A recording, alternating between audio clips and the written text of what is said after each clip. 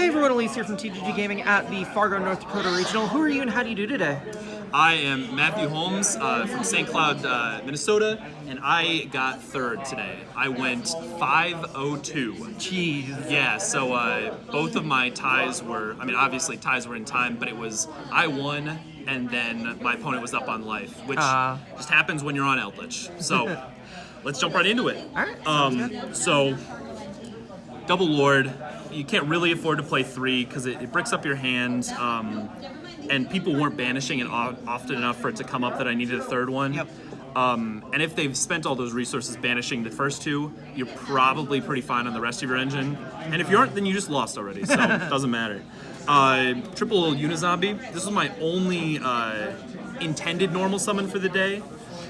It combos really well with Eldlich stuff because you can, a 5 plus a 3 makes a good synchro, it makes a Hulk. You can, use this to send Lord out of your hand if you don't need the, the destroy or the send from field game 1, going first especially. And then it just kind of turns everything on. You can use it to send Glow Up Bloom, which can then, give you a Lord to hand if you really need the hand effect. You use it to send Necro World Banshee, which was most often what I ended up doing, unless I'd already hard drawn the Zombie World. And even then, against certain matchups, more Zombie World is better. 1 Jackabolin and 1 Doom King Balazrock. These are, obviously I'm on Eldlich, so these are targets, off Sanguine, they're targets off Bloom, they're targets off here. These were fantastic cards that I would not replace them. And then the only monster hand trap I was on in the main, Triple Ash Blossom. Just often enough it comes up where if your opponent did not draw the right extenders, you ash them and that's their turn. And then if you really need to, it's a zombie, so you can normal summon it, go into your Link plays, go into your Hulk plays, if you've got the right extenders. For consistency, I'm on Triple Pot of Prosperity. My extra deck, I was just talking to my buddy a minute ago, so many things in my extra deck didn't come up, partially because I banished them off pot, but I also banished them off pot because they weren't coming up. So a little bit of a vicious cycle there, but it helps you dig for some really powerful stuff, including Triple Zombie Worlds. Zombie World is fantastic against just enough decks in this format. It is an auto win against the Flunder matchup if your opponent's on like Dragon Link stuff. Very strong, and obviously it turns on a Super Poly into almost anything. So you Super Poly for Dragon Necro Nether Soul Dragon, which just requires 2 zombies. Super Poly came up a lot against all kinds of dark boards, but I Super Polyed a lot of DPs today. Is there any reason why you wouldn't max out on it, or just space issue? Going first, it's not especially strong to set because ideally all of my cards are either it gets turned off by the Eldlich cards. So if you hit a Scarlet Sanguine a little bit too early, Dragon Necro is not a zombie, even though it requires 2 zombies. Yep. So it was much more often that I would sit on it in hand and then keep it for the crackback, especially if you need to Super Poly pitch a Banshee, pitch a Bloom, pitch a Lord that you don't want in your hand. And I only have 2 ultis. I pulled both ultis from locals. So what am I gonna do, right? Am I gonna run a stupid ultra rare? No thank you. Or you could just be rich and buy them. Yeah, no thank you to that either. I spent a lot on gas just to get here. Fair. I'm on Triple Cursed Eldland.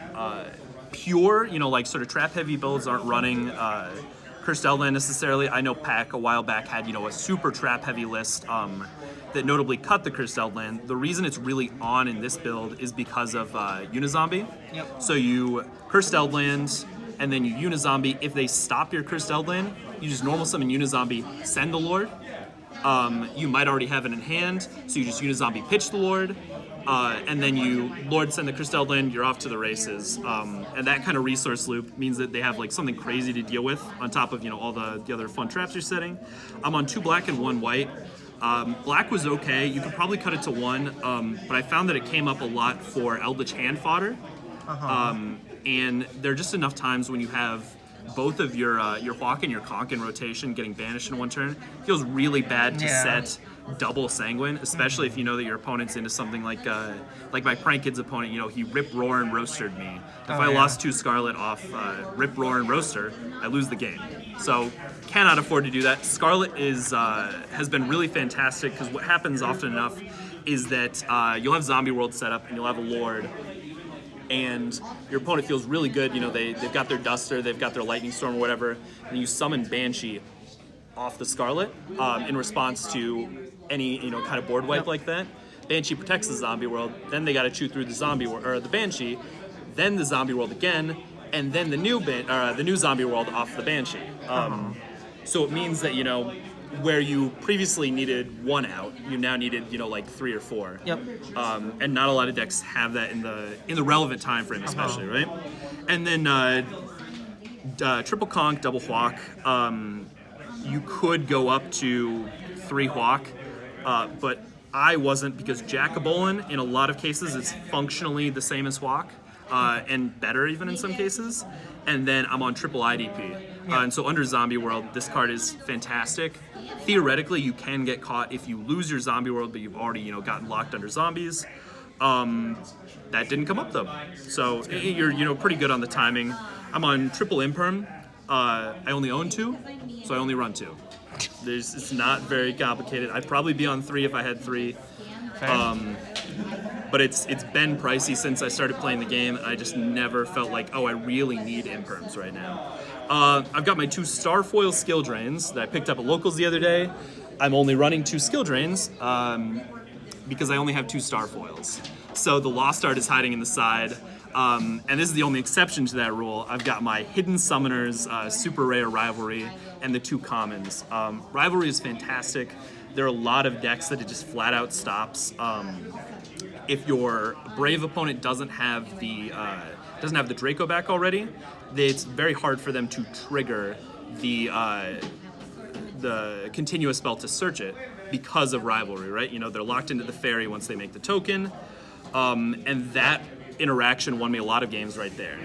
And then I was struggling against Brave in testing, and then I realized, wait, I can just run more, right? You know, because there were enough times where somebody bounced a Rivalry, or I sent it, you know, sort of a cheeky, oh, I pushed for a game, they stopped me, flip the other one, you know, at the start of their next turn. And then you can do some very funny stuff as far as, obviously Zombie World Rivalry is incredibly strong. And then if you are under Vampire Sucker, I'm skipping ahead a little bit, you can do your little poke for damage, and then in main phase 2, Vampire Sucker, bring back a zombie to their field. And so there were so many cases where somebody was just chilling on like a defense position Ash Blossom, which you really can't do, right? And then you're giving up your battle phase. Felt very strong. Link Revo is just a link off Glow Up Bloom. Sometimes that's off Hulk, but more often than not today it was just, I drew it, normal summoned it, linked it off. And a lot of people, they don't respond because they think I'm going to do something after they see it, and they're like, oh, you know, this is some kind of combo. Nope, I'm linking off. It's not very complicated. Avenged Savior is a fantastic card under Skill Drain because it sends for cost. And so there's so many times when I would just, you know, get a Lord out on field somehow, either through black or, you know, you just got some extra Eldlichs, all kinds of stuff. 2 zombies, you know, normal summon an Ash, Savior, send your Zombie World, or send your Banshees, send your Doom King. Really, really strong. Double Sucker. The extra draws didn't actually come up a whole lot today, but theoretically you trigger it off IDP, Verte, Hulk, Phoenix, Unicorn. None of these cards came up in a meaningful way. Theoretically, they all matter, but you don't end up needing sort of outs like this because you have such a strong Eldlich game. Soldier of Chaos didn't come up. Theoretically, you make it. They don't have an out. Yukiona, when you're locked under Rivalry Zombie, you need a way to clear off all your Eldlich stuff to be able to recycle it. And if they've got anything chilling in attack position, it'll beat over for a bunch of damage because it zeroes something out. You bring back a Lord. 35 into 0 is it puts the pressure on pretty close. And then I'm on 1 Underworld Goddess. It almost came up today, but there are enough situations where you have just sort of random monsters sitting around. And it's immune to Nibiru, it's immune to a couple of like key things, and it stops, you know, theoretically something like a Scarlet from the opponent.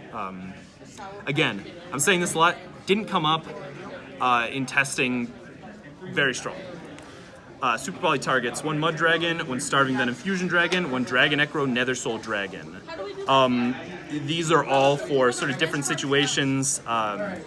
Mud Dragon comes up if you've already burned through your Starving Venom, or if your opponent's on, like a weird combination of light monsters or something like that. Far more often, it was Starving Venom Fusion Dragon, because you've got tons of people making DPE, you've got tons of people leaving their anacondas on field, and even if they don't leave the anaconda on field, most of my normal summons are dark monsters. So I normal summon, they chain, okay, make Starving Venom, and then they pop the Starving Venom, that pops some other stuff on their board, and then Cyframe Lord Omega is just a holdover from when I was running Gamma. And I got off Gamma because it conflicts with enough stuff that it wasn't worth running. And yeah, if people are, ashing something that I can Gamma on my turn, that's probably not a matchup that I really need to worry about anyway. And then in the... shuffle all these guys in here.